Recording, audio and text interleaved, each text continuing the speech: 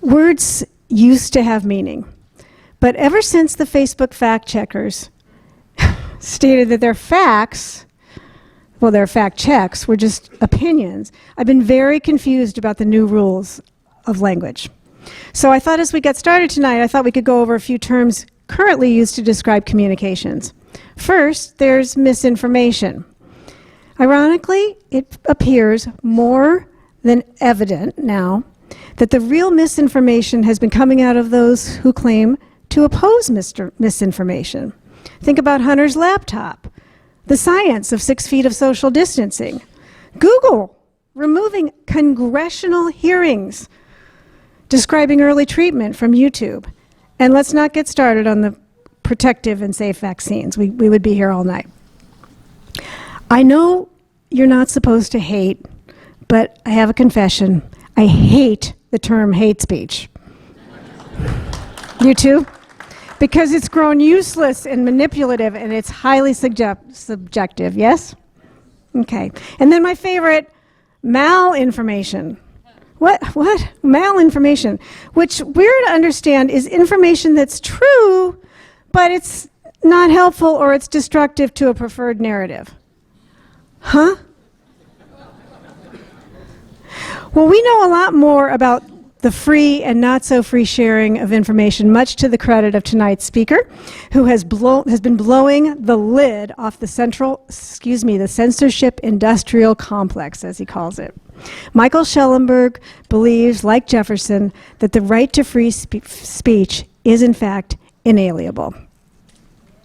He's the best-selling author of San Francisco, Why Progressives Ruin Cities, and Apocalypse Never, Why Environmental Alarmism Hurts Us All. Michael is a leading investigative journalist and former gubernatorial candidate who, in his decades of work, has broken major stories on crime, drug policy, and homelessness. Michael is a Times Magazine hero of the environment, describing himself as a pro-human, pro-abundance environmentalist. He is also the co-founder of the California Peace Coalition. I think this touches a lot of hearts in this room. It's an alliance of parents of children killed by fentanyl, parents of homeless addicts, and recovering addicts. And last March, in a you can't make this stuff up moment, the professional credibility of both Michael Shellenberger and Matt Taibbi, 2 of the 3 journalists given the Twitter files by Elon Musk, was questioned by at a subcommittee hearing, demanding that they give up their sources. Delegate Stacey Plaskett from the U.S. Virgin Islands, the ranking member of the Select Subcommittee on the Weaponization of the Federal Government, referred to them as so-called journalists. So if you haven't seen this clip, you should watch it. Matt's expression is just absolutely priceless when he hears her say that. It's really fun. So in the spirit of keeping up with the trends of the political class who eclipse reality, please help me welcome tonight our so-called speaker, Michael Shellenberger. Wonderful to be here. I asked Jane if I could say, I asked her on the way over, I said, what are we talking about tonight? Are we talking about the environment, homelessness, censorship? And she said, censorship. So I want to get into it, but I also asked if I could just say something about the situation on the streets, because it is absolutely out of control and unconscionable. And I think we've all had many reasons we've considered wanting to leave this incredible state. For me, one of them has been that I can hardly in good conscience pay my taxes knowing that they're creating the suffering and the barbarism that's on the street. I mean, there's so many stories I could share. Some of them are people don't want to hear them, understandably. But we had a woman with serious mental illness, schizophrenia, severe bipolar, plus addiction. They left her on the streets of San Francisco until her lower legs rotted. And they took her to the hospital and they amputated them. And then you know what they did? Yeah, you're a cynical bunch. But you're right, that's what they did. They put her right back on the street. Why would anybody do that? one of the questions I had when I decided to write San Francisco, what in the world is going on? And why is it that the same people who refuse to take a woman with schizophrenia, addicted to meth and fentanyl, which is the combination of drugs that almost everybody on the streets of San Francisco uses now, why do the same people who refuse to mandate care for this woman, why are they the same people who insist that 5-year-olds should be injected with the vaccine? Why are they the same people who insist that you have to stay locked into your home? That doesn't seem to make any sense at all. On the one hand, they're saying they're so in favor of liberty that they're going to let mentally ill people say, no, no, I'm fine, as my legs rot away on the streets. They're so committed to liberty in this one situation, but they're so committed to tyranny in another situation. And not just that situation.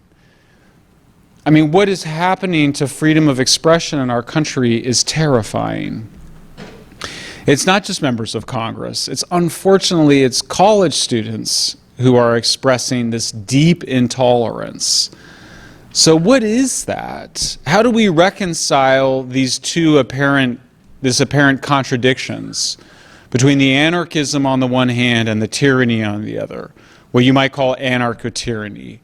What's going on there? That was the question that I had when we wrote San Francisco, and I wanted to get to the bottom too, and I think it's still the right question to ask, particularly after COVID, and particularly with this new crackdown that we're seeing on freedom of speech.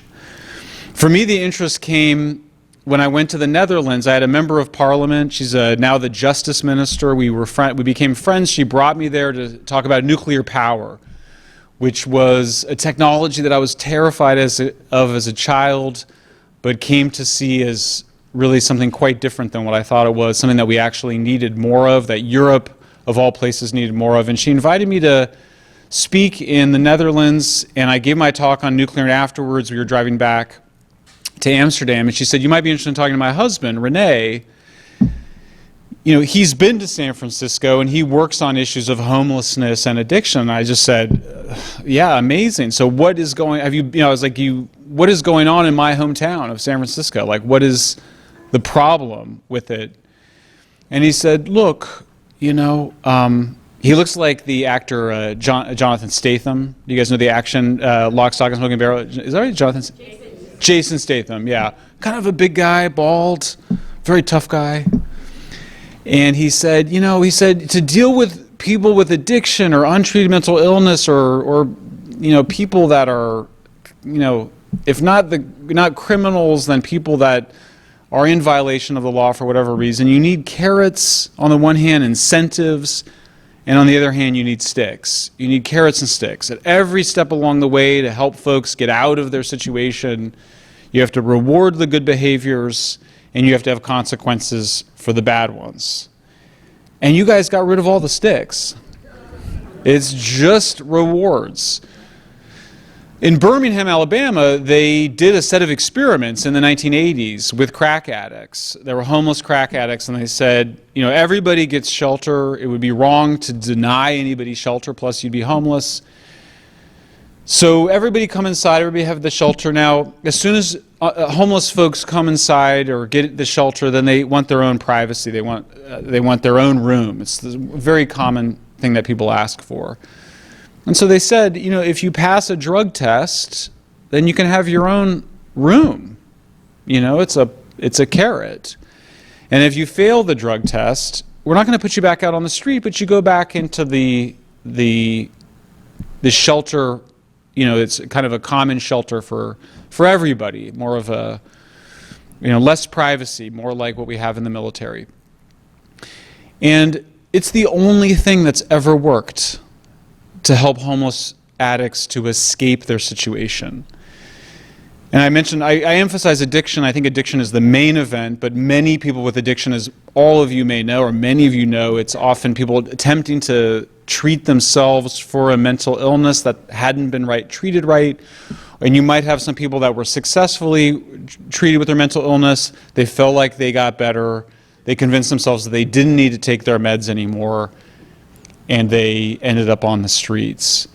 But in either situation, that's what works. It's an incentive if you pass the drug test, a disincentive if you don't. There's a consequence, and then that happens, all the way. In the Netherlands, I shadowed René. I went back to the Netherlands, and I just wanted to follow him around as we ran around the city. And when we talked to people in the shelter, and we were having lunch, and one of the women in the shelter, who he described as psychotic, she probably had schizophrenia or severe bipolar or schizoaffective disorder, or one of the many variants. It doesn't matter. And she wanted her own room, and he said, you have to take your meds, or you can't have your own room. It's not that complicated. So then the question, and the research is excellent. In fact, one of my main opponents on the issue of drug policy, which is the Soros-funded Drug Policy Alliance, this is actually one thing that we agree on. It's called contingency management, and it's based on the science of what's called operant conditioning, which used to be called behaviorism, that we respond to rewards and consequences. So why don't we do this? San Francisco and the Bay Area is filled with mental health professionals, people on the cutting edge of dealing with mental illness and addiction. And that was what I wanted to figure out.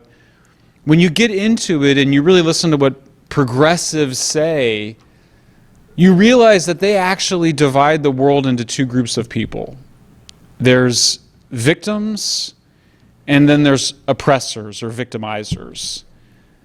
It's really that dumb, by the way. I kept hoping that there would be something more complex about it when I got to the bottom of the problem. Like maybe there's some, but that's it.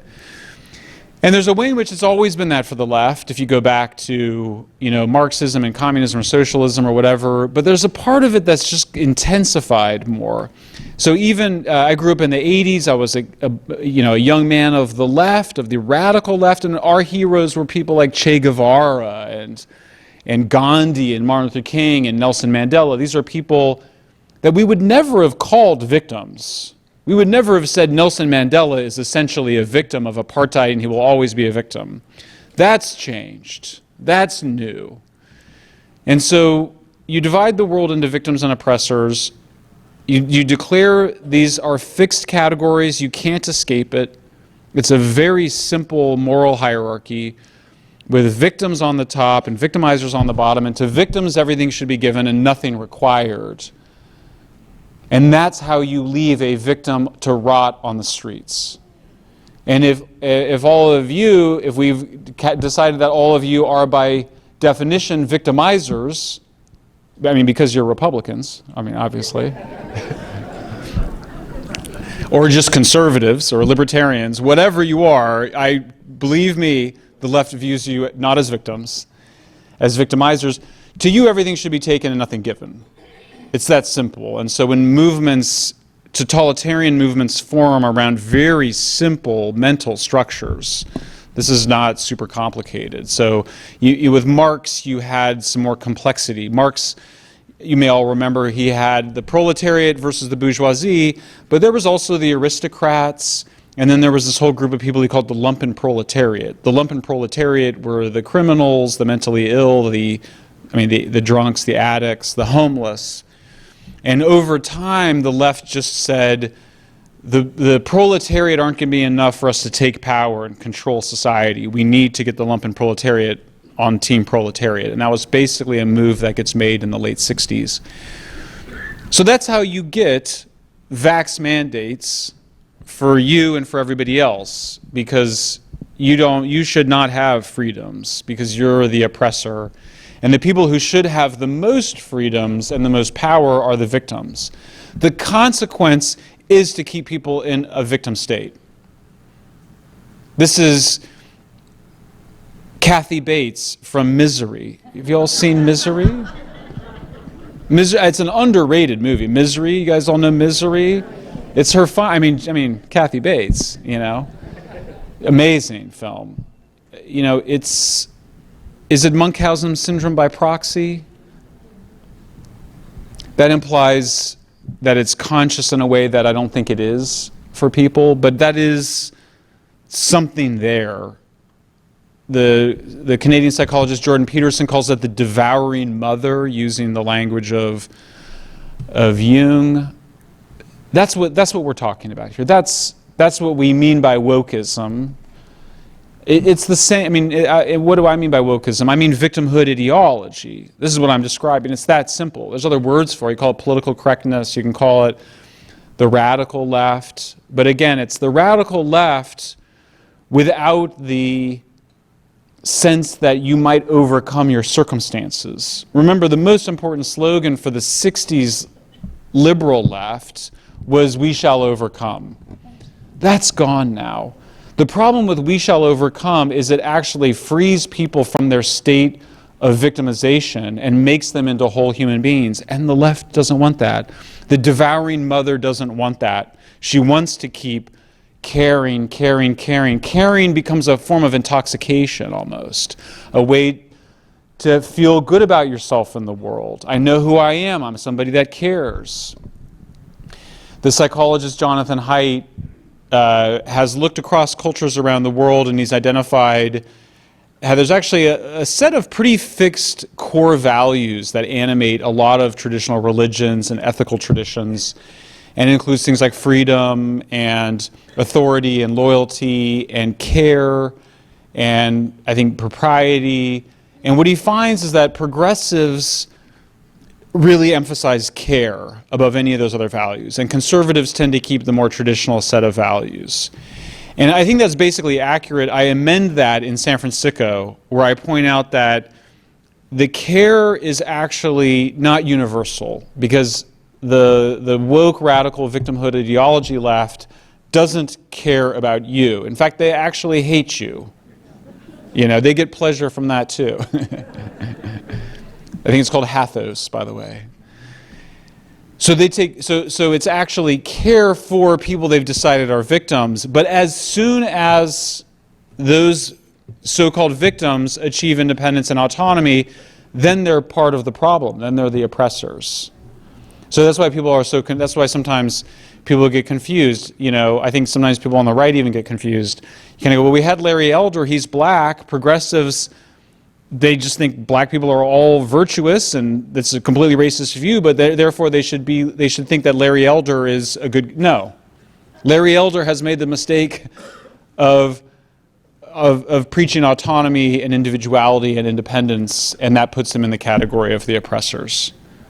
So that's what it is. It's that dumb and simple. I wish I could say it were smarter than that, but it's not. So then the question is, there's two questions then, which is, where does that come from? Where is that coming from in humankind, society, in civilization? Where is it coming from? And then what do you do about it? So where is it coming from? There's obviously powerful financial interests, okay? There's the people that make money serving people on the street.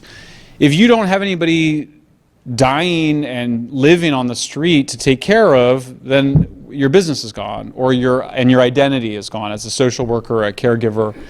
So there's certainly that. There's certainly those financial interests. There's certainly interest in providing what's called permanent supportive housing, which is really unconditional housing that doesn't actually help people to escape addiction or get the treatment of mental illness. It's just unearned housing that actually enables and furthers the destructive cycle of enablement of addiction. So there's certainly financial interest there, and you can always find that. I mean, that's part of the problem with just a financial explanation, is that there's always somebody, like somebody in the Netherlands makes money taking care of people, but when you walk along, you know, the canals, as many of you maybe have done in Amsterdam, there's no homeless people. There's nobody with schizophrenia living in tents on the street. I'm not saying you won't find some. We would go out and find a handful here or there. But no tents, no encampments, no open-air drug scenes, open-air drug dealing.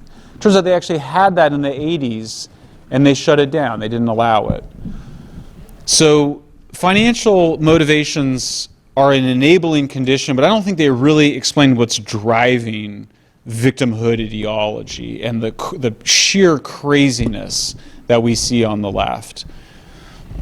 There's also sort of political power. The Democratic Party is itself an important agent. It's so active. The party itself, you see this, for example, when the party has itself changed a lot to consolidate power.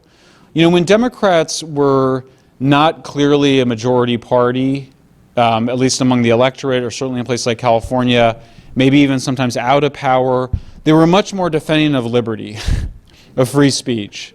There's always been a part of the left that has advocated something called repressive tolerance. Sorry, it's, what am I getting it wrong? It's repressive tolerance, right? This is Marcuse. The idea being to have true tolerance in society, you have to repress people. It sounds like Orwell. It's actually Herbert Marcuse. And so there was always this idea that really we have to kind of silence the oppressors to allow the victims to speak. That's always been there. But as a Gen Xer growing up in the 80s, the one thing that the radical left and the liberal left actually had in common was we did believe in most of us in freedom of expression. I mean, the year I graduated from high school in 1989, the Supreme Court ruled that you should be able to burn the American flag. And it was conservatives that were against allowing that and declaring that constitutional. It was liberals that were in favor of it. And my father would sort of almost misty-eyed with reverence describe how the ACLU fought to allow neo-Nazis to be able to march through Skokie, Illinois. You guys remember that? I mean, a neighborhood of Holocaust survivors. Can you imagine anything less sensitive? Can you imagine anything more hateful than that? And yet, the Supreme Court allows it. ACLU fought for it. Democrats took pride in allowing that march to take place. Today, they demand censorship if somebody criticizes George Soros and the World Economic Forum in a single tweet. They say it's anti-Semitic to criticize George Soros. I can't imagine anything worse for Jewish Americans than insisting that George Soros represents them.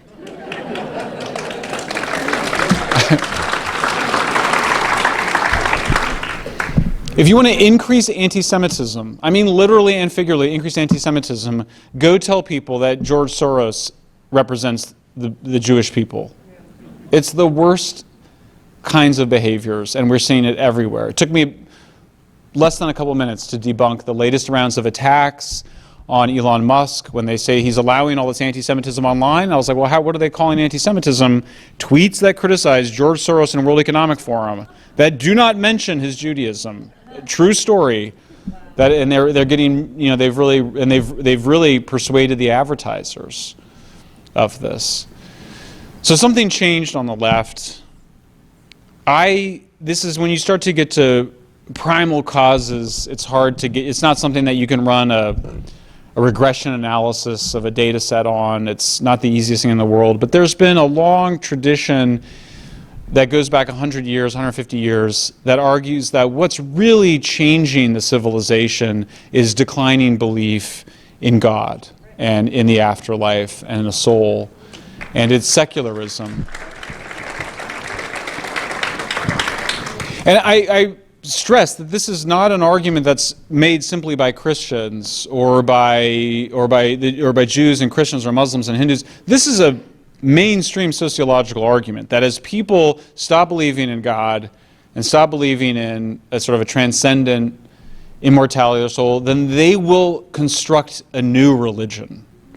And maybe the most famous atheist philosopher of the last 150 years, Friedrich Nietzsche, this was what his work was about.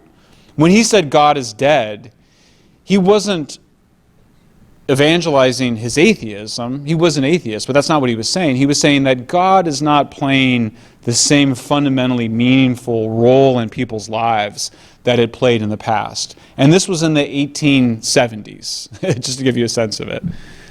Those trends have continued, and the problem is that people want to believe that their lives matter. Most people are not happy believing that they just become worm food at the end of their life. They like to believe that some part of them lives on.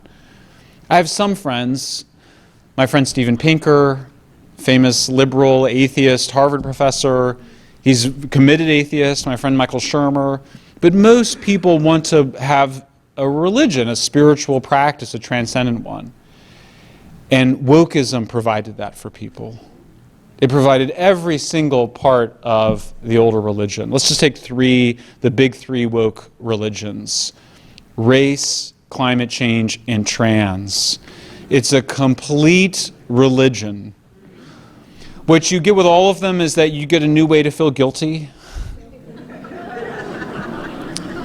We're paying the sins of the original sin of fossil fuels, of industrial agriculture, of modern civilization. That's why climate change is punishing us for the sins of our grandparents, for being liberated from horse and buggies and burning wood for fuel. We're paying the sins of our ancestors who engaged in slavery and genocide.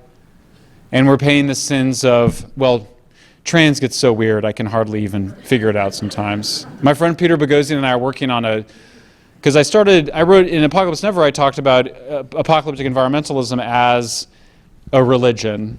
That's clearly a religion. You know, there's like the Genesis story, the fall from nature, to the apocalypse and Revelations. It's like perfect. You used to have to get right by God, now you get right by nature. You used to look to the priests, now you look to the scientists. I mean, it's perfect. It's just like, you don't have to have a degree in theology or science of religion to see this. And then I read my friend John McWhorter's book, Woke Racism. Maybe definitely one of the greatest books ever written on race in the United States. And he says wokeism is a religion. And I just opened my notebook and I said, well, let me think. I don't know anything about religion, but that's better anyway. So let me just make up all the categories of religion I know: original sin, apocalypse, supernatural ideas. And I just did it on these different left-wing causes: climate change, race, homelessness, drugs. And I just started filling the categories, and it worked. And we created, it's called Woke Religion, a taxonomy. And it's a little chart. We actually sell. We have big posters. And so clearly there's a whole religious worldview being constructed, including a new morality. So there's a very complex morality with Judeo-Christianity. As a Christian, we think about the Gospels, and for me, at the heart of it is, love thy enemy. If you can love thy enemies, then you can love yourself and you can love your friends. But there was a whole Old Testament, which was, of course, much more hardcore, and it evolved. And then there's a Stoic tradition that people like me kind of want to sweep into the Old Testament a little bit, the Marco Aurelius and the Seneca, and some sense of discipline, of order, of propriety. Jane says it's a conservative gathering, so we're going to start at 7. That's not how the left does. There's a sense of different values, those values I mentioned Jonathan Haidt having. And that's all been replaced. And so the new hierarchy is around, in fact, it used to be, just people of color, being victims and being more moral than white people. But that was not good, because that meant that Asians were at the same level as other people of color, and they had to put an end to that because they had to justify the Harvard, quotas against Asians. And so they invented this whole new category called BIPOC. So that you get a new moral hierarchy, so that you see that it's black, indigenous, Latinos, and Asians. But Asians, they might actually be worse than white people, right? So they kind of tuck that under there. But it's all there: the food, the lifestyle. It's a religion. Obviously, it's a religion. And the secularism and the fear of death, which is really always a fear of whether or not you're living a happy life, and you get unhappy people constructing, in reaction to that nihilism, you get them constructing this new religion. And that's why there's no reasoning with it. That's why there's so much dogmatism in it. And we got to that, and we felt like we really got to the bottom of it. That's it. It's woke religion. And then last year, climate activists started doing these really odd behaviors. They started throwing soup at Van Gogh paintings and going into supermarkets and pouring milk on the floor. and gluing their hands to the floor. And I kept looking at it being like, God, reminds me of something. What is it? Oh my God, they're like when my kids were toddlers, throwing temper tantrums. And one of them, they blocked a highway in Great Britain. There was actually an accident. Somebody got killed because of the climate activists in Britain. True story. And one of the girls, one of the young activists, she was up on the bridge. She's got her probably wearing like $1,000 worth of like outdoor clothing and equipment. She probably went to the finest schools in Britain. Very, beautiful and articulate. And she just, she's doing a selfie video with herself. And she said, I'm here because I'm worried about my future. And that's why our protest is going to end the use of fossil fuels. And I was like, wow, what is that? And so I started writing about it. I was like, I think this is narcissism.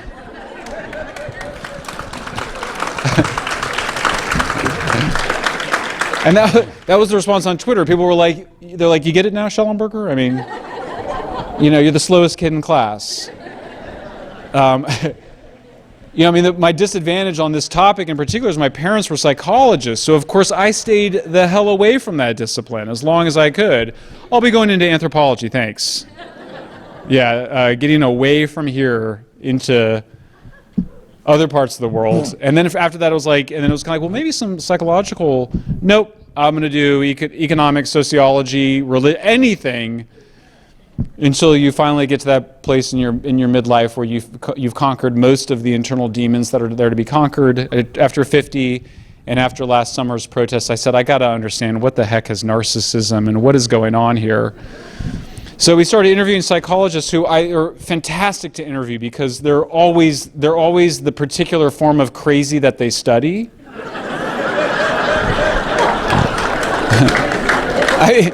You guys laugh because you think I'm making this up, but I'm not. You're laughing because it's true. No, the world's greatest scholar of narcissism is a piece of work, guys. I mean, if you're listening, Sam, you're happy because we're talking about you. And that's what you want. Sam Vaknin is his name. He's absolutely delightful. One of the first things he'll tell you, so he says that. He just says, how do I know? Because I'm a narcissist. Look at me. So his book's incredible. It's one of these things where, when you're a writer and you read a lot of books and you write books, there's a thing, and many of you no doubt have the same experience, when if you go through a lot of books, and then there will be like a book you'll get, and then as soon as you'll get it, you just kind of look at it, you get the title. People sometimes go, you get it, you start to go through it, and you're like, this is the best book on narcissism. And that was my experience with Sam's book. So, Sam, if you watch this, I appreciate you. What a great character. And he said, he's like, I'm a narcissist. He'd been to prison for his narcissism. A lot of, and then we started talking more, and really, there's really 4 different. Narcissism is considered a personality disorder. It's not. Addiction is a psychiatric disorder, so the addiction's taken over. But a personality disorder is different. That's a disorder that's created by the combination of course, some genetics and also your upbringing and a whole set of other factors. And like many things you might imagine, it's more of a spectrum than it is a switch. So so we actually think the whole society is becoming more narcissistic, and that was even happening before social media. You may know a very famous and excellent book by Christopher Lasch in the 70s called The Culture of Narcissism. I think it was 1979, and it was about the me generation, by which he meant the boomers. But what Sam points out is he says, narcissists, it's really about a kind of grandiosity. By me shutting down this highway, we're all going to stop using fossil fuels, obviously. A sense of entitlement. Hey, I deserve this. I've earned this. But they have to be understood. So really there's actually 4 different of these particular kinds of personality disorders are called cluster B personality disorders, and they're narcissism, what we now call, for politically correct terms, antisocial personality disorder, which we used to call psychopathy, histrionic and borderline. But these are the people, you know who the people I'm talking about because you're friends with some of these people, right? It's always about them. You know, they ask you about how you're doing, but really they just want to get to them. Some of them are kind of scary and you feel like you're walking on eggshells, right? So we're talking about progressives at this point, right?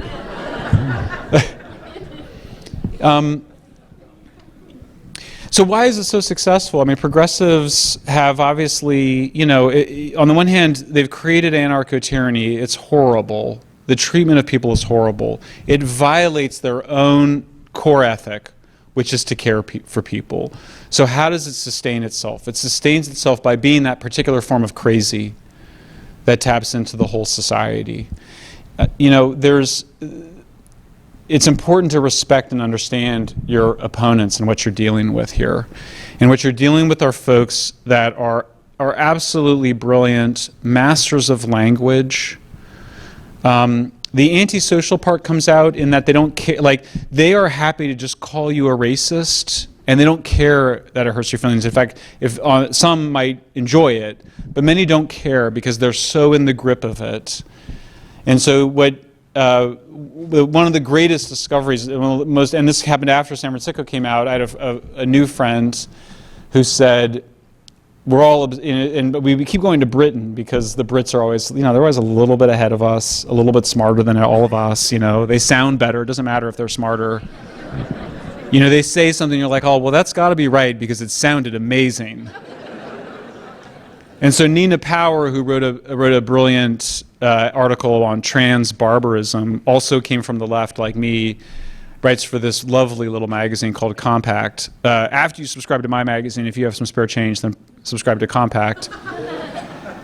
And she said, we're all just obsessed with this book with this crazy title called Political Ponerology. And it was written by, I'm going to butcher his last name, but it's a late Polish psychologist. Last name is, I think it's Lobajewski, if I'm saying it correctly. And this is a man who was a psychologist, trained in psychology, survived Nazi Germany, survived communism in Poland, and the whole time is taking notes for this book. And the most important insight from the book is he said, the argument of the book is that totalitarianism, or what we might call anarcho-tyranny in its current local formation, that totalitarianism is a manifestation of psychopathology, that the narcissists and the psychopaths work together to mesmerize and bully their way into power in every major institution in society. And as soon as you read it, you're like, well, gosh darn. Except for using the profanity instead. You're like, this is it. This explains a lot. And it explained a lot of the things I have seen. I felt better about it because, you know, when you've been attacked in the ways that, when you're attacked by the left in the ways that, you know, people like me have been attacked, and it's very brutal. Like, there's not a lot of, you know, they're out to just destroy your reputation. They're out to ruin your career. It's not they're not messing around. And that's sort of that antisocial. I mean, my favorite photo, I mean, I share all this because I think that there's still a lot of us that are like, we look back at the last 3 years and we're like, what happened? What was that all about? I mean, that was insane. You know, the secret censorship, you know, and what's continuing to go on, you know, they're driving out all the real patriots, the good boys, the Boy Scouts from the FBI. They're driving them out.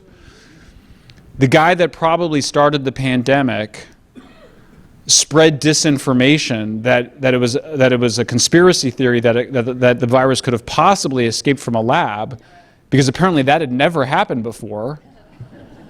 So the guys that are demanding the censorship are the same people spreading the disinformation. The people spreading the disinformation that Hunter Biden's laptop was Russian disinformation were the same people demanding the censorship. So who's demanding the censorship? It's the people spreading the disinformation. Who's spreading the disinformation? It's the people who are covering up the conspiracy that they were involved in. I mean, I always point out, thank you. People say, well, that's a conspiracy theory. Or they're conspiracy you know who was a conspiracy theorist? Woodward and Bernstein.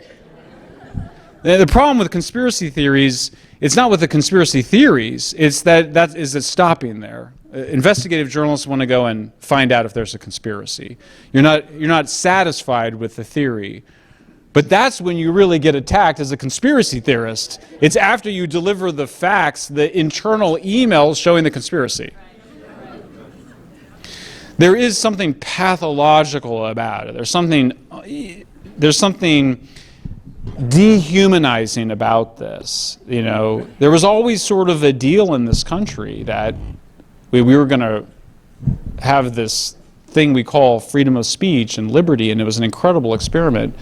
So to have people just coming out and attacking it, just disrespecting it, and then denying that's what they're doing is pathological.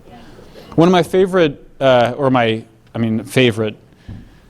one of the photos that had the biggest impact on me in 2020, actually came from a video, but there was a scene, a Black Lives Matter protest marching through downtown Washington, D.C. in the summer of 2020. And there were two young women, or not young actually, there were two middle-aged women having a little drink at the cafe outside in Washington, D.C. And there's a Black Lives Matter protest coming through, and it was a diverse group, but they're basically going around and they're demanding that everybody raise their fists to join them in their salute to Black Lives, and they're demanding this of people on the street, raise your fist. And they got to this little restaurant, and there was these two young women, and one of them, I raised my fist, and the other one just was like, no, I'm not going to raise my fist. I'm not going to raise my fist. Turned out later, she had marched in Black Lives Matter protests. This young woman that refused to raise her fist. Turned out she was very progressive, very sympathetic to the Black Lives Matter cause. And they said, well, why didn't you raise your fist? And she says, I don't think I should raise my fist because somebody's demanding it from me. That's called being an American. It's not a liberal conservative thing. She said, I'm not going to raise my fist in what is basically a fascist salute to a bunch of thugs and psychopaths and narcissists on the streets. But there's a photo of them all. They're hovering over her. If you haven't seen it, it's terrifying scene, demanding that she raise her fist like that. And I think for me that was a moment. I think a lot of liberals and others kind of thought, a line got crossed. But the lesson from this book, Political Ponerology, by this great Polish psychologist Lobaczewski, is he says it's not enough to condemn the totalitarianism. You can't just condemn it and say that's bad, because we do it all the time, right? We go around every day. That's what we do. We get up in the morning. That's good. That's bad. That's good. That's bad. It's not enough. You've got to describe the crazy. You've got to actually describe the psychopathology of it. I think you still have to describe the religion too. You have to say these people are in the grip of a religion, clearly, the Great Awakening, the 21st century Puritanism. But you have to describe the psychopathology. You have to say, you don't have to get into the specific individual diagnosis. That's not important. It's not interesting. I don't know if that young girl up on the bridge in Britain that got the people killed because she thought it was all about her, or the kids that threw the tomato soup on the Van Gogh sunflowers, or the activists pouring the milk on the ground, or the people gluing their hands. Well, I don't know that they're narcissists per se. It doesn't matter to me. The behaviors, the collective emergent behaviors are narcissism, psychopathy, and we have to describe them as that if we're going to have any hope of defending our liberties. Thank you very much.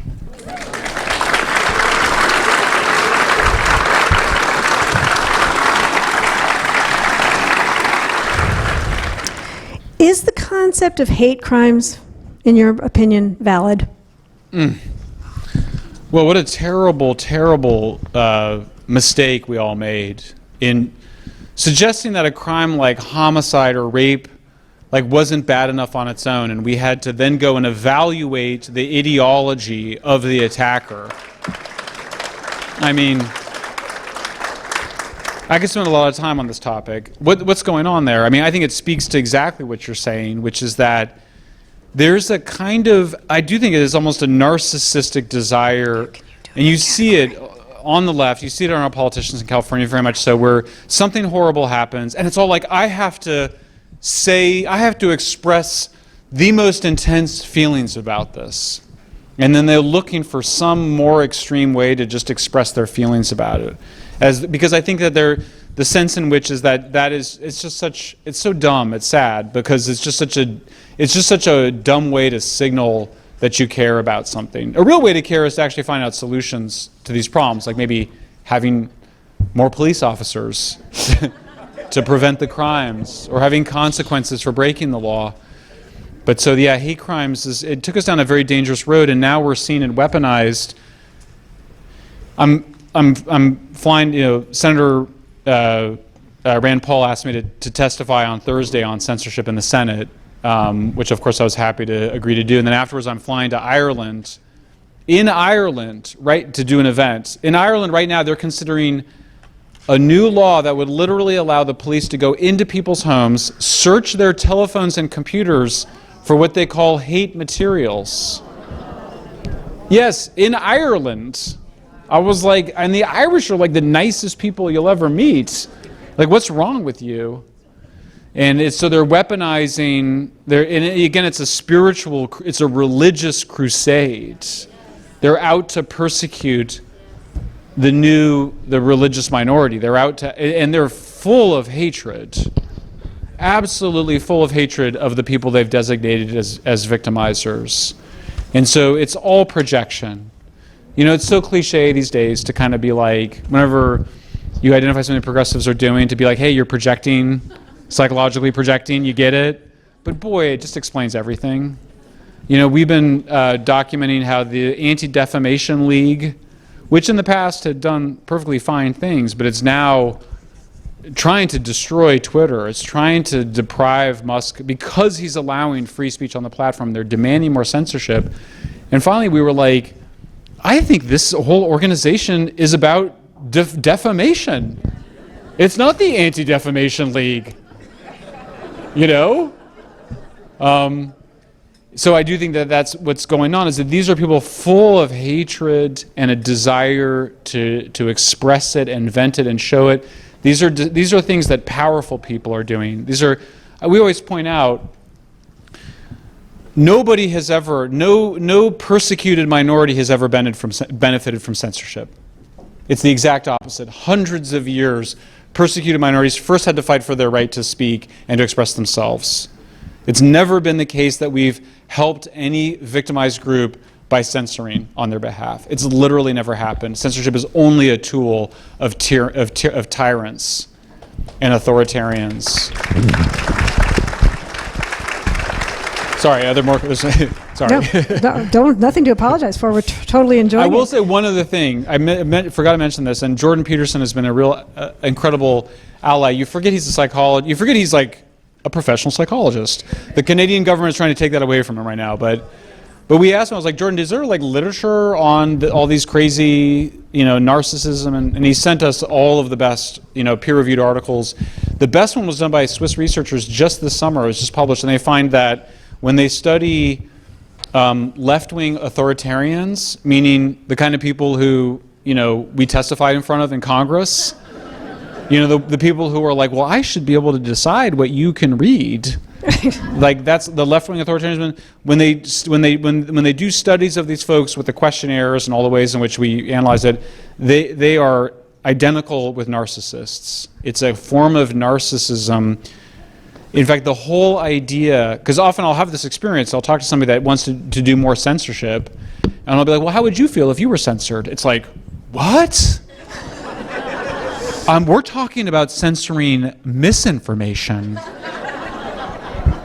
Like that's a kind of, there's a word, there's actually a whole term for it. It's called third party effect.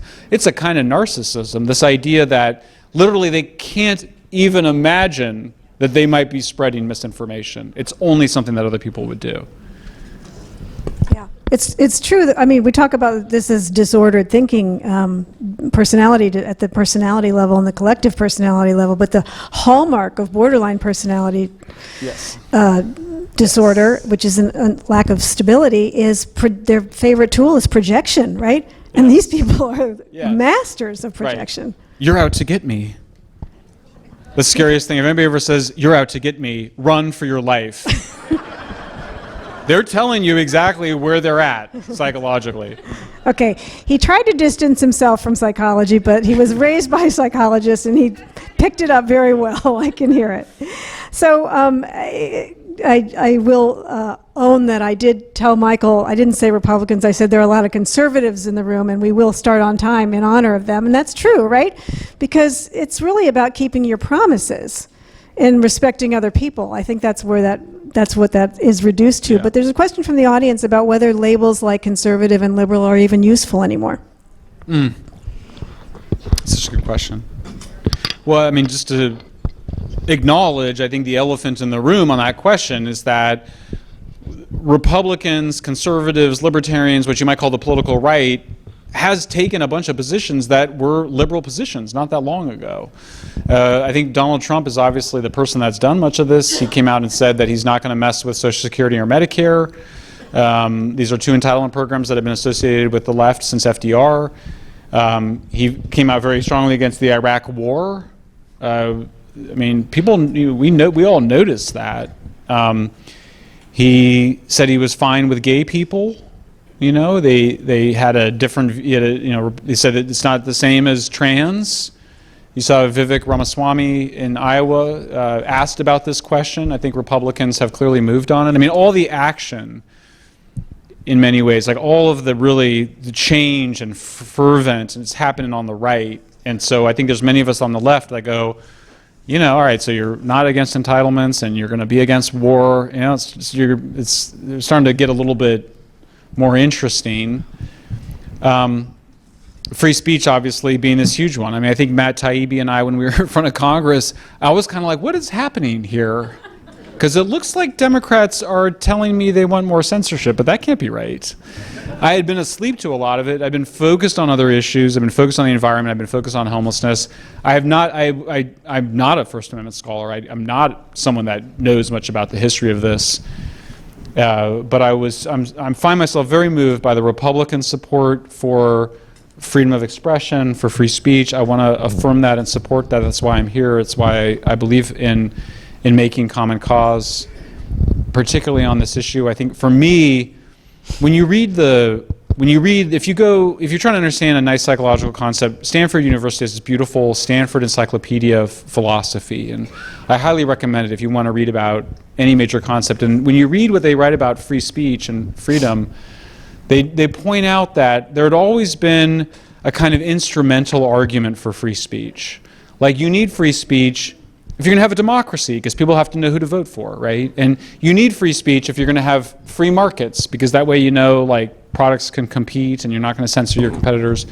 So we need free speech as a kind of enabling mechanism for civilization. I agree with all that.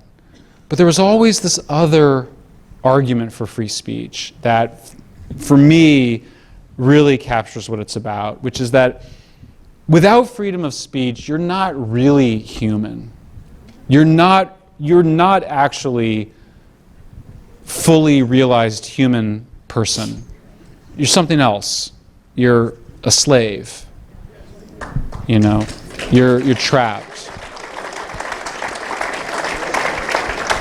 Speech, speaking, making these noises, scribbling or writing and having this is something so, basic to what it means to be human. And first was the word, right? That's what distinguishes us from other species, from primates. And so to deprive people of that, yes, there's limits. You're not allowed to commit fraud. You can't incite immediate violence. You can't. We don't allow you to hide your exploitation of children, for example, in free speech. So we do have limits. But particularly on these questions of expressing your social or your political views, we Americans believe that's sacred. The stereotype is correct. We are the freest country in the world. Anybody who has spent any time in other countries knows how beautiful it is here. And it's not just that the laws protect us, but also we have a culture that stands up for these values. And hopefully we'll see that with the Supreme Court ruling on Missouri versus Biden. Michael, there are several questions about this, and one of them is, what happened to make people give up on the idea of freedom of speech? And do Americans even understand the value? You just described it so beautifully. But how can it flourish with an uneducated or miseducated citizenry? I mean, it's shocking. I mean, the stuff that we struggle the most with. I mean, sometimes I sort of say, it's great when they censor very obviously, because at least there's some, you can see it, you can draw attention to it. You can say, there, Biden demanded censorship, and we can say, stop that, and we can go to court, and we can fight it. And that's what we're doing with Missouri versus Biden. It's much harder and sadder and more challenging when you see young people demanding censorship. We don't want to allow that person to speak in our classroom or on our university campus. Deplatforming. Cancel culture turned out to be prelude to the censorship industrial complex. It's the organic underbelly of this inorganic overlay that involved the intelligence agencies, the security state. So sometimes I kind of go, you can't tell part of it, what part of it's organic, what part's inorganic, but clearly they're working together. That's what's terrifying to me. Look, I think it's about privilege, ultimately. It's just a sort of coddled, entitled, narcissistic sense that you should not have your beliefs challenged because it's unpleasant. It's literally dopamine depleting. And if you've raised it is. I mean, it sucks to be wrong. I tell you from experience. And so these entitled, coddled children are saying, I don't want to have to hear things that make me question because it's hard. That's all it is. And so it comes back, I think, to where we said before, is because that's psychopathological. A healthy, fully realized human being is able to listen to somebody that they disagree with and really healthy, repeat back their argument better than they can. In our publication, Public, we take pride in opening every article, capturing the views of our opponents better than they're able to do it. You'll see it in the first paragraph and somewhere around the third or fourth paragraph of every article. As a matter of pride for our team, you better represent the people we're criticizing better than they can represent themselves. It requires getting outside of your own head, overcoming your own narcissism, and confronting really this confrontation with this different point of view. So yeah, we have to moralize about it, and we have to diagnose the sickness in the culture that leads people to demand that they not be confronted with views different than their own. I think a less elegant man would write his next book and title it Nation of Brats, but that won't be you. Here's a question that's interesting. How high up the woke chain is the sociopath who knows wokeism is a scam? Pretty high. I mean, you have to look at somebody like the leaders of Black Lives Matter when they bought those mansions. I mean, the one thing I will say that the Achilles heel of cluster B personality disorder people is that they often self-destruct, and so the reason Sam Vaknin, this incredible psychologist of narcissism, ended up in prison is that he thought he could get away with it. That's why so many psychopaths end up in prison. Those with more discipline end up president of the United States or CEOs of major companies. But I think that is a very valuable thing to know about it and to call it out. And they often, I think they feel very exposed when you describe what's going on in their motivation. It's important to say, hey, I don't really think that you care about that woman on the street whose legs are rotting, because if you did, you would require that she come to hospital, and you would mandate rehabilitation as a condition, of her, of her care and of her sentence. You would mandate that, and the fact that you're not suggests to me that you're not really caring for that person. You're actually about satisfying some power drive in yourself. I think you have to say it like that. I think when we started letting people use the expression "my truth," it was the beginning of the end, right? Yeah. What the heck is my truth? Anyway, question from the audience: what surprised you most that you uncovered in your Twitter investigation? I mean, without question, it's this moment where, and sorry if you've heard the story before. It's obviously been an amazing ride. It was this experience where we're finding in the Twitter files that they had been censoring conservative voices mostly. We say disfavored because sometimes radical left people will be censored, or anti-war voices are being censored right now. But it was that moment where we kind of went from, all right, they censored Jay Bhattacharya, because he was politically incorrect, and they censored libs of TikTok because it's politically incorrect. But then I kept seeing these emails from the FBI and the Department of Homeland Security asking for tweets to be deleted or for people to be deplatformed. And we just kept, Matt and I were there. We're just kind of like, I was like, Matt, have you noticed how these military and intelligence and security agencies keep asking for censorship? I'm not a First Amendment scholar, but it doesn't seem right, does it? And that was where this moment where you sort of got into it and you realized how many people it was. And and we're still uncovering it. We've basically got I feel like we're sort of like an archaeological dig. You're like, well, I can see the building, but there's a lot of rooms that are still, I mentioned Senator Rand asked me to testify on Thursday about AI and censorship. And my views of AI are not very interesting in some ways. I think it's a tool. It can be used for good or evil, but we discovered there was this whole little mini censorship industrial complex specifically around deep fakes. And so some of you may start to see it. These were like, oh, deep fakes. Oh boy, deep fakes. That could be the end of our democracy, And with all these people spreading deep fakes, threatening our elections, and all the deep fake. Everybody knows what deep fakes are, right? I guess everyone knows. Deep fakes are just, they're just fake images, often of famous people, or fake videos. They're very good now. Like one of my favorites, they did one with Bill Hader doing an impression of Tom Cruise, and they kind of make his face look like Tom Cruise. Anyway, deep fakes, go look it up. And then I started realizing, I'm like, first of all, the number one funder of deep fakes in the world by far is the U.S. Department of Defense, in the region, which is by far, and they've been raising the alarm about deep fakes forever. Mostly you see a deep fake online, you go, all right, that's a pretty good one. It's like Photoshop. Remember how we were like, oh, Photoshop, that's going to really threaten democracy? But in every instance, it's the same strategy, which is that they go and say, oh, there's all this misinformation, so we're going to need to go ahead and decide, help Facebook and Twitter decide who gets censored. But it's even more profound because basically they went and created a whole new think tank called, which I just discovered this, I just finished writing the testimony last night, it'll be published on Thursday. They created a think tank, the censors, called the Deep Trust Institute.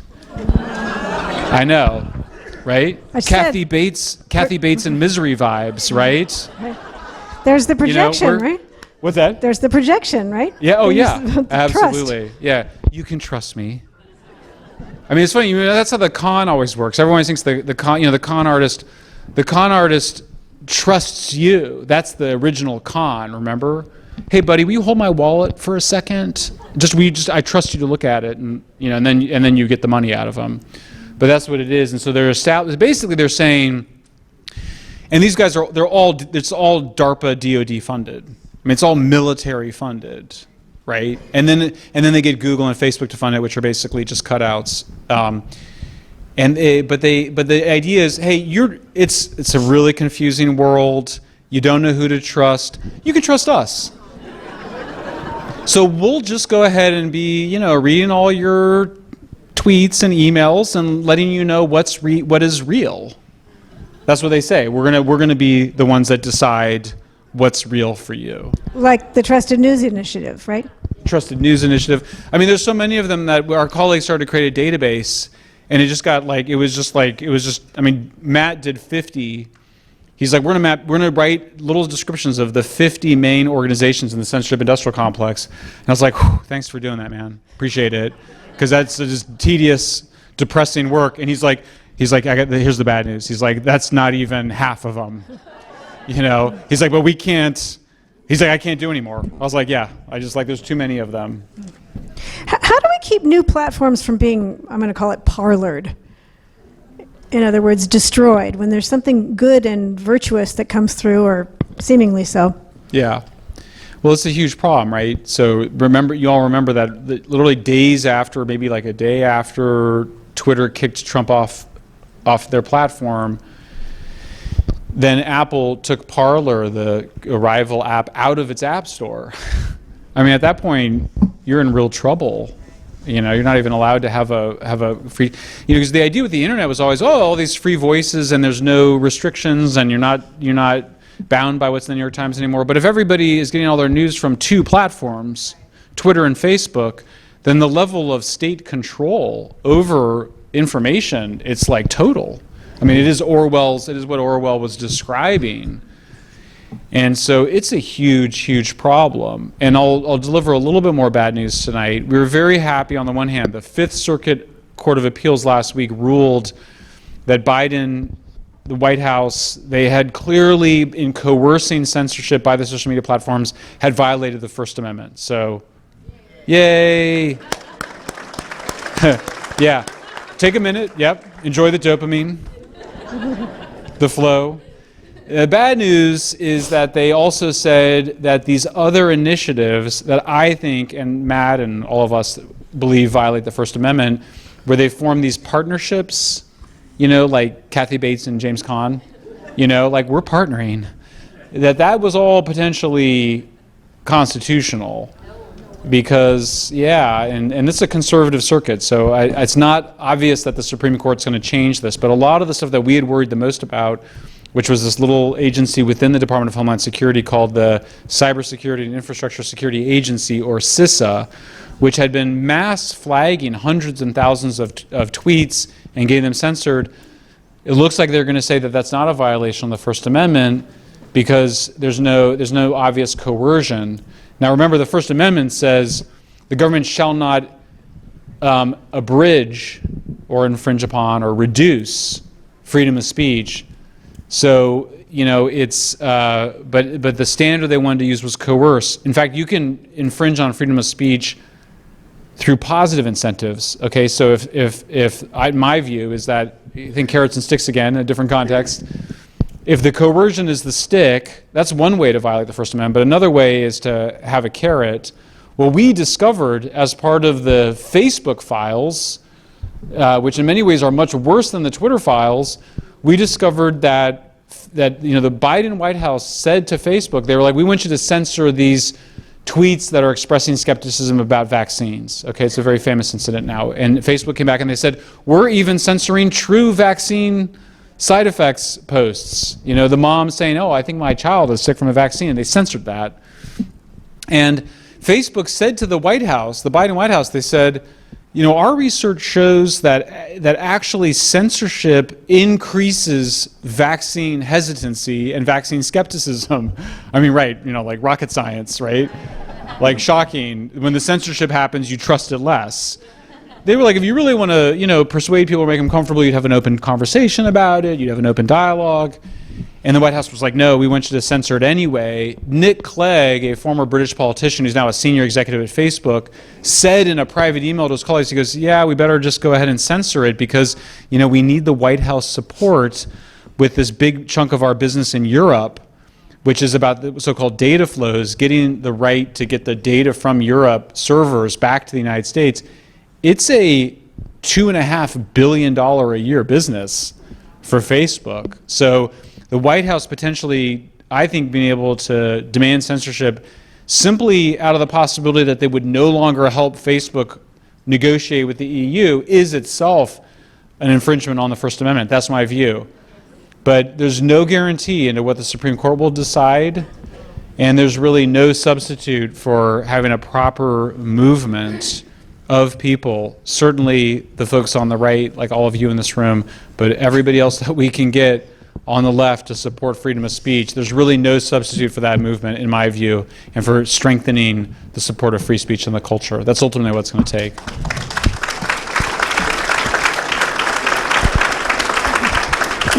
Michael, I do want to let you know that there are Democrats in this room and some who would call themselves liberals and maybe even leftists, I don't know. That's what's so cool about the Liberty Forum, is that we're here because you either care about the concept of liberty or you're really curious about it, and that really should be nonpartisan. There's several people in the room who are really angry about what happened to you in Washington, and they're disgusted, and they thought it was just appalling and actually a disgrace what happened in front of that committee. So they want to know if there are going to be consequences for that behavior, and also there's questions about Fauci and will he ever face consequences? Well, so first of all, don't worry about me. I had a great time in that hearing. I thought it was absolutely hilarious.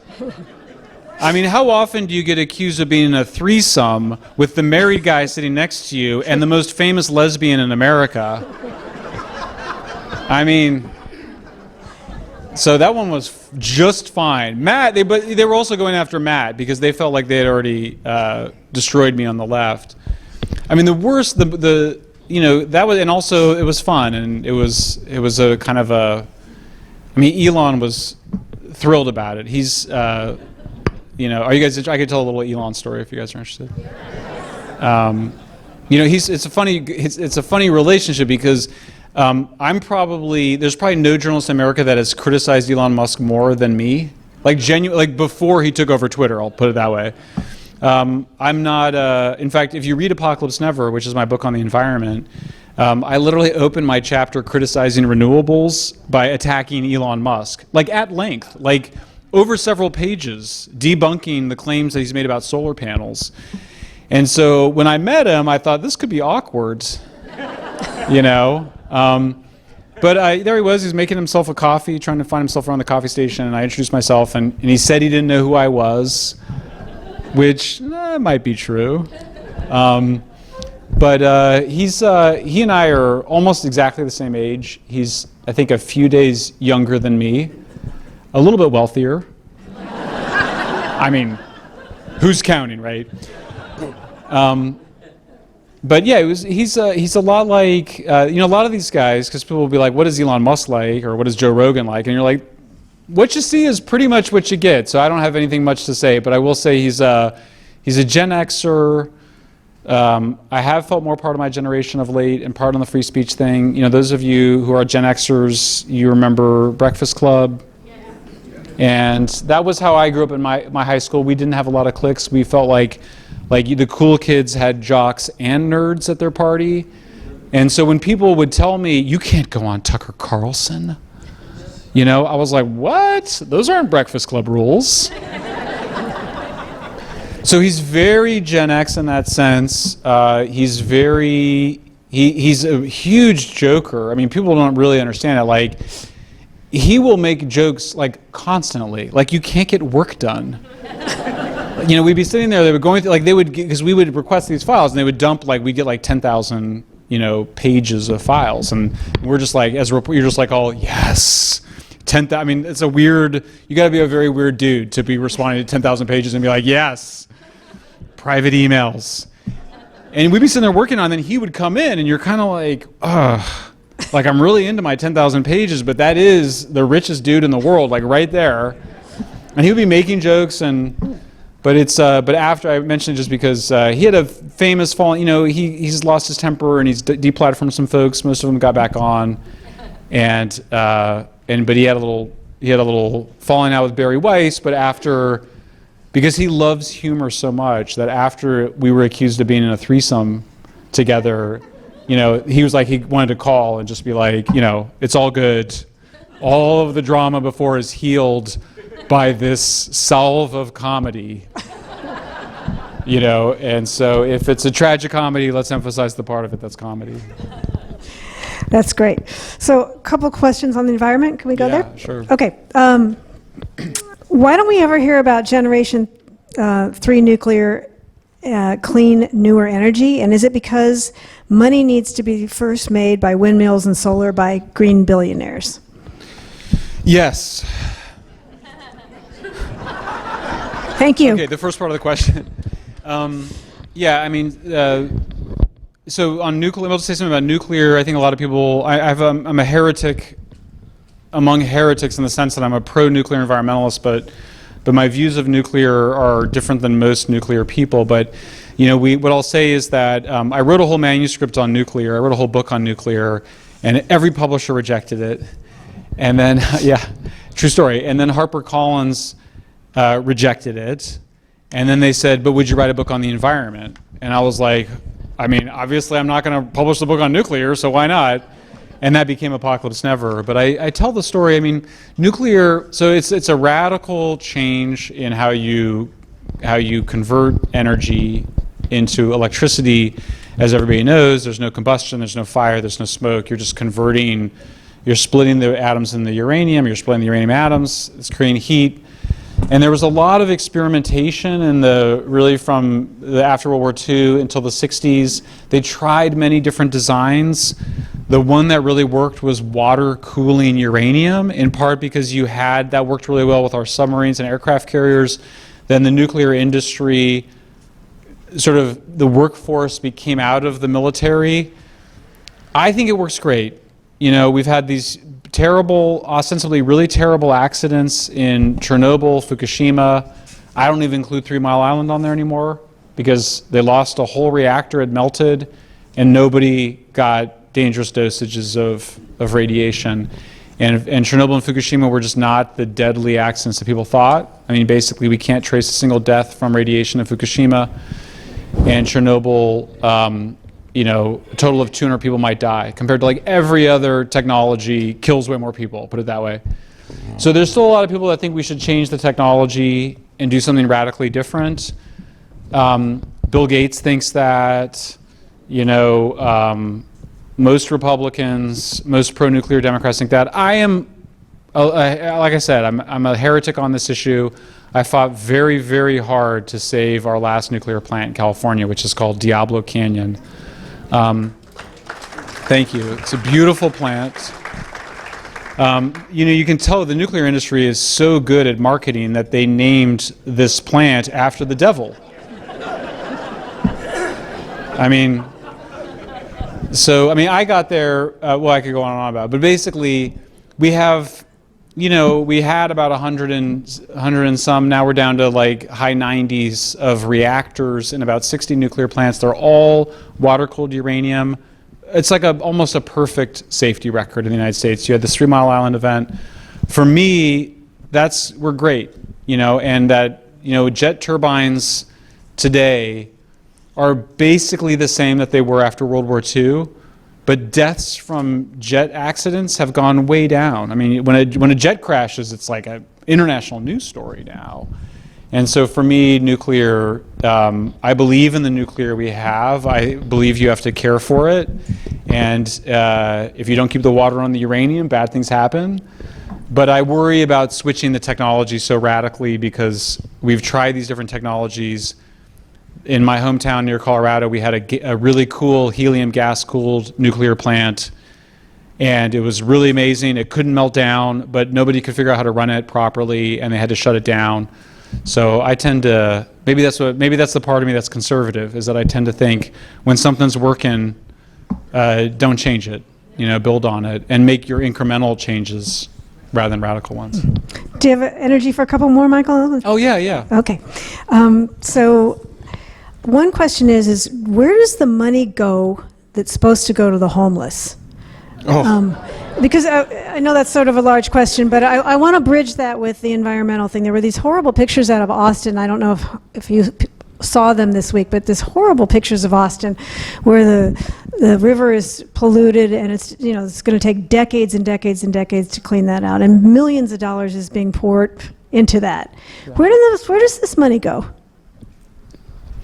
It's an incredible amount of money, first of all. So just in the official homeless budget in San Francisco, it's about $110,000 per homeless person per year. So it's 8,000 total homeless, half sheltered, half unsheltered, meaning on the street. It's about a 100,000 per person, about 800 million a year. When I first started working on this thing, there's all this debate. I'd be like, well, wait a second. We spend 10 times more money on homelessness than Houston, and yet we have so many more homeless. What could possibly explain that? And you'd be like, well, I mean, maybe it's because you're spending 10 times more money on the homeless. No, that can't be it. No. When the San Francisco came out, the New York Times reviewed it. They hated it, as you can imagine, hated it. And they said, they go, well, Michael Shellenberger really didn't interview any homeless people for this book. And I was like, I interviewed hundreds of homeless people, and I wasn't sure how to get my revenge on the Times because, of course, if you're all defensive, that doesn't work. So I just got to go out and interview people on the streets and just show what people on the streets are saying. Literally, like the first few people we interviewed, we'd be like, how, because one of the things that they say, they go, everybody on the street is they can't afford the rent. It has nothing to do with the fact that they got addicted to hard drugs, stopped working, stole, lie, and cheat from their family and friends, and then got kicked out. It's not that. No, it's because the rents are too high, and so they put a tent on the sidewalk and started smoking meth and fentanyl for the first time. And I would just start going on my iPhone, and I would just be like, where are you from? And it'd be like, Texas, Louisiana area. All right. Why are you on the street? Mostly my heroin addiction. Because if you're homeless in San Francisco, you're not like that worried about people discovering that you're from out of town and that you're on the street to service your addiction. So the most famous one was this guy James, who everyone calls Tattoo Face because he tattoos all over his face. And he was like, if I'm being honest, they pay you to be homeless in San Francisco. And he described the $650 that they pay you to be homeless in San Francisco with, and the extra $150 you get from food stamps. So there's certainly a lot of interests that make money on it. I think it's mostly just a kind of religion and a psychopathology that's behind it that sustains it. Because, like I said, there's people in the Netherlands that make money helping people escape addiction. So you can spend your money to create good or to just keep people trapped, and we spend it keeping people trapped. Okay, want to do a little lightning round before we wind up? Is that your way of saying I should give shorter answers? No, not at all. It's just my way of saying I have this lovely pile of questions, and I'd love to give voice to the people in this audience. Yeah. So I ask you just 3 or 4 real quick ones? Yeah. Would you recommend college or university? Boy, depends on which one. My daughter's a senior in high school, and so it's coming up now. My son, I will say this, my son dropped out of UC Santa Cruz because he wasn't learning a damn thing. And I did not, all the women in my life, my wife and my mom, and everyone was worried about it, and I was not. I was like, he's not getting an education, it's fine. My daughter, I think, will do great in 4 years of university, so it just depends. Yeah. Yeah. Do you think that Biden's being controlled by Obama?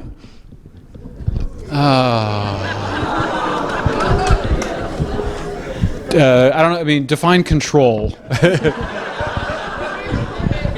I will say we had there's a lot of we had somebody telling us that Biden was going to announce that he was not going to run at the beginning of August, and then we didn't report it because we couldn't prove it, and then there were other people like, no, it'll happen in August. And I'm pretty convinced at this point that everybody around him doesn't want him to run, but that it's just him. Like he doesn't want to let go. So I don't think in that. I do think we know that there's a lot of stories that Obama back channels to Biden quite a bit, but unfortunately, I don't think that Biden is under anybody's control. If they were, then maybe he would not be running again, and Hunter would be getting more than a slap on the wrist. So. There are a lot of questions about will you run again for governor, but there's one in particular. It says, would you consider running for Senate? Because we owe it to America not to let Shifty Shift censor one more person. What do you think?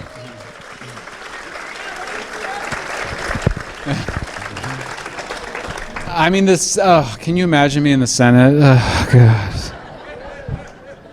I mean, sometimes if I get to ask some questions of the witnesses, I mean, I've never been interested in that job, and I was only intrigued in it partly because I do think we have to deal with this abuse of power, which is destroying our institutions. I mean, it's every major institution. I mean, the FBI corrupted, and they're using money to create incentives to persecute ordinary Americans.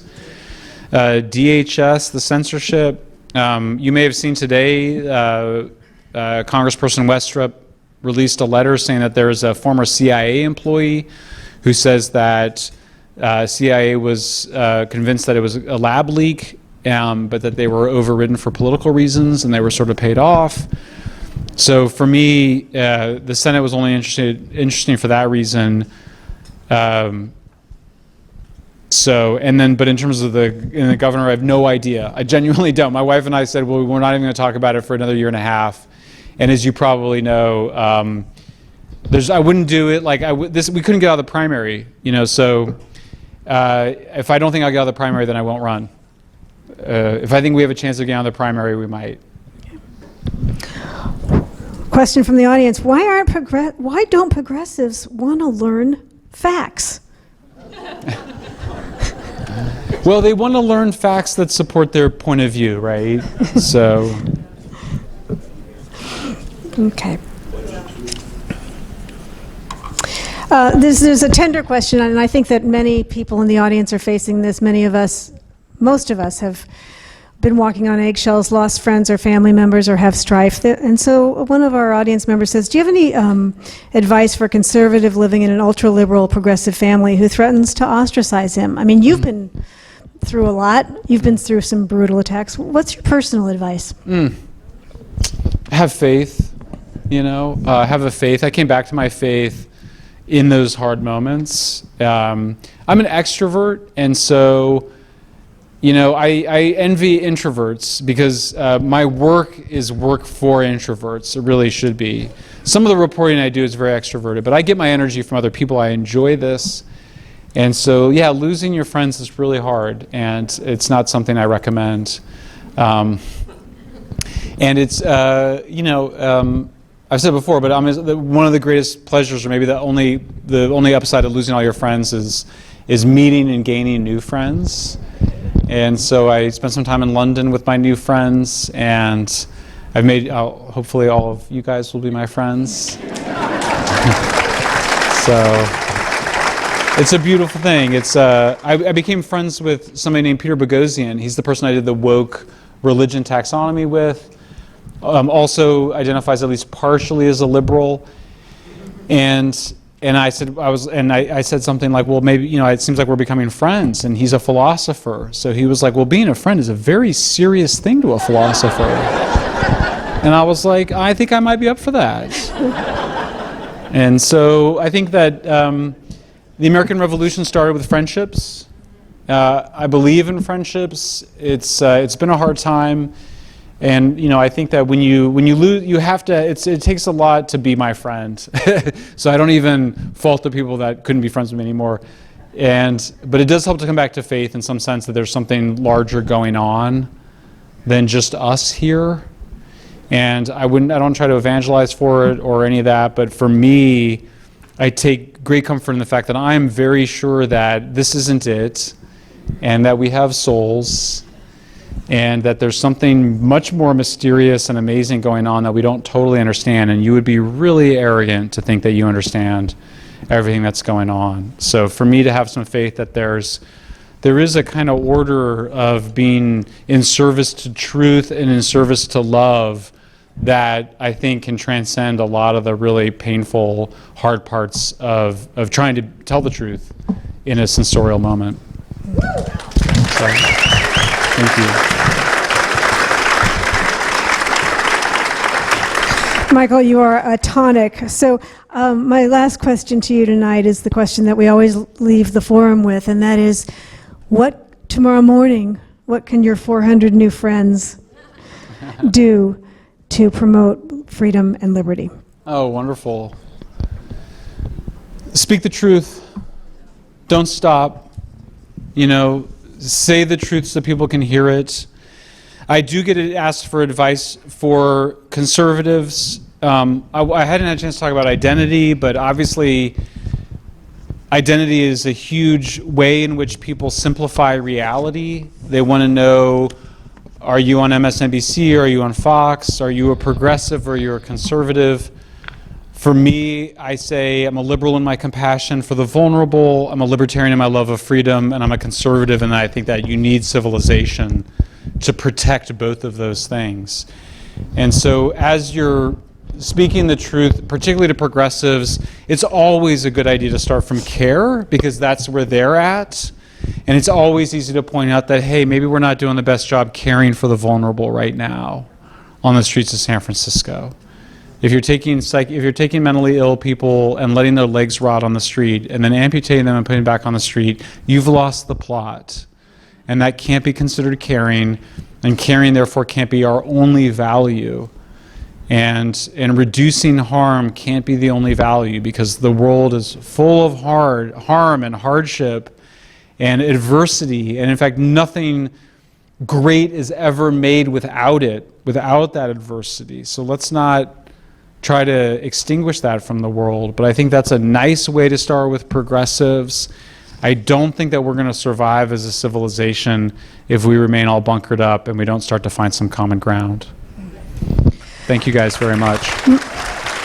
Michael, for your diligence, for your intelligence, for your analysis, your humor, your humility, you are truly a delight and a treat for the forum tonight. We thank you so very much for being with us. Michael Shellenberger.